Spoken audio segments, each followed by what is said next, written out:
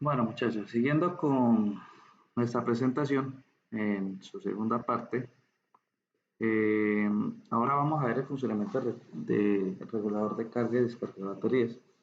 En caso de que la batería alcance un nivel de carga muy bajo, el valor de inicio de carga profunda, el regulador lo indica por medios acústicos y o luminosos. La mayoría de veces, pues ahí está el acústico, que es un pequeño zumbido que da, obviamente es perceptible por el oído humano.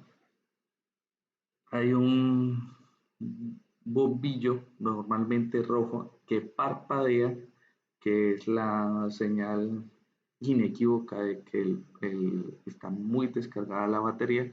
Y la otra es que desconecta todo. Ella desconecta tanto la batería como de tal manera que no se pueda consumir más la batería. Si se sigue descargando, llega a un valor de desconexión por baja tensión, en lo cual provoca la desconexión de la carga. Normalmente esta situación también está señalizada cuando se vuelve a disponer a un nivel de carga suficiente.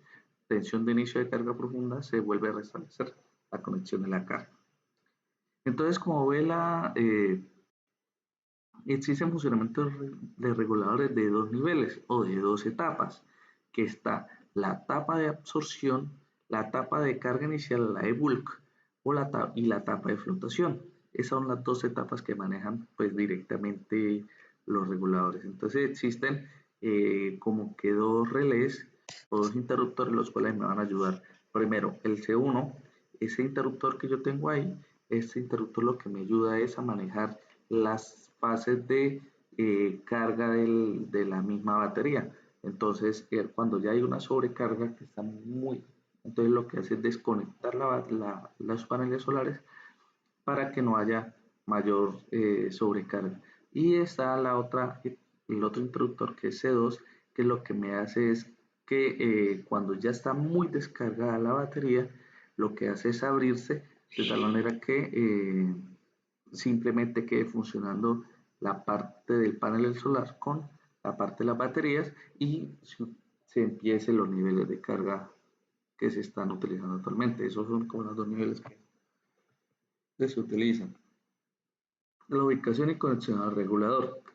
El emplazamiento adecuado de la instalación debe cumplir los siguientes requisitos. Temperatura ambiente máxima menor de 45 grados en un lugar ventilado.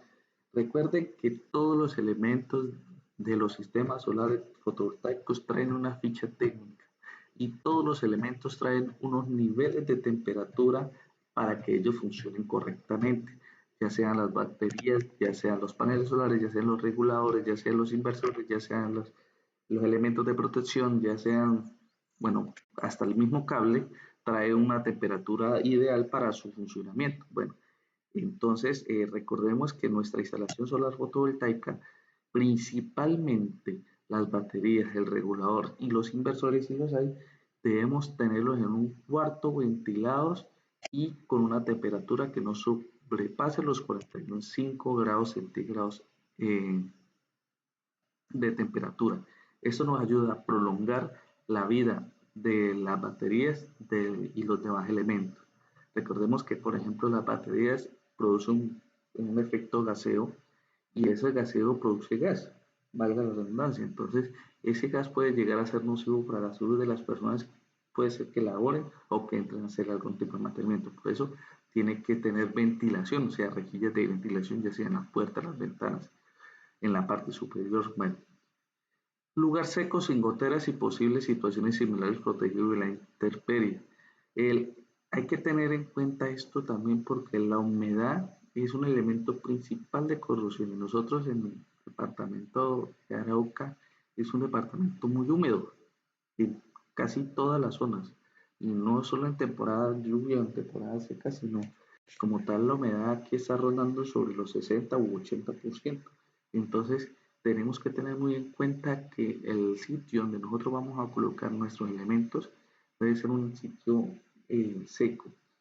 Si no es seco, si ya está, entonces tenemos que aplicarle diferentes elementos para que sea totalmente seco, se pueda mejorar un poco las condiciones del sitio.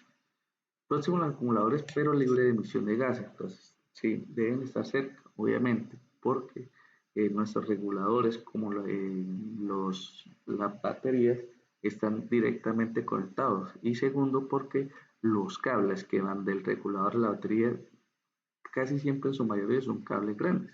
Cables que son cables número 3, número 2, que es un cable que por su grosor, por su sección, son cables que son costosos. Yo no puedo tener una batería en un lado y después a los 10, 20 metros está el regulador, porque en realidad estoy utilizando mucho cable, en realidad son dos, entonces es algo que nosotros tenemos que evitar totalmente. En su mayoría, eh, los reguladores vienen con eh, seis terminales para la conexión. El regulador dispone de una regleta de conexión en su parte inferior debidamente identificada con los símbolos de cada línea. Se pueden identificar las tres líneas panel, batería y consumo respectivamente con polaridad indicada cada una de ellas.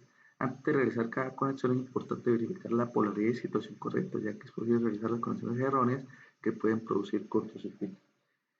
Eh, Casi todos los reguladores vienen con los mismos 6. Eh, Casi la partecita del bombillito. eh, Esto viene, esta es una simbología que no está regulada. Pido perdón por aquí por la diapositiva, pero en realidad aquí lo que va es como una especie de panel solar pequeño, los símbolos de la batería, y aquí va en su mayoría una bombillita, es lo que va acá. Entonces simboliza que aquí van los paneles solares, el positivo y el negativo, conectados directamente con su debido terminal, la batería conectada directamente desde su terminal con el positivo y el negativo, y la salida, este funcionaría si fuese un bombillo en corriente continua, sino la salida del inversor que trae el positivo y el negativo también conectado con su debida polaridad. Tenemos que tener mucho cuidado, como lo decía la diapositiva, que tener mucho cuidado con la conexión entre el positivo y el negativo que estén conectados directamente desde los paneles del regulador, de la batería regulador o la inversora regulador, ya que en algunas ocasiones podemos ocasionar cortocircuitos o el daño del regulador directamente conectado. Bueno, muchachos, eso era la presentación más o menos de la parte del regulador. Eh, Ante diferentes dudas, ustedes pueden consultar. En realidad existen muchas lecturas o mucha información acerca de toda esta parte de lo que es el regulador. Recordemos siempre que los reguladores, los que se están utilizando actualmente son los reguladores PWM y MPPT. Los PWM son más económicos y los MPPT tienen mejor rendimiento en potencia. Pero los dos pueden ser utilizados y los dos tienen propiedades muy buenas que pueden abarcar de 2 o las 3 etapas de carga de la batería. Entonces, esta información les sirve para resolver la actividad que se les está dejando. Bueno, muchachos, muchas gracias y nos vemos en una próxima oportunidad.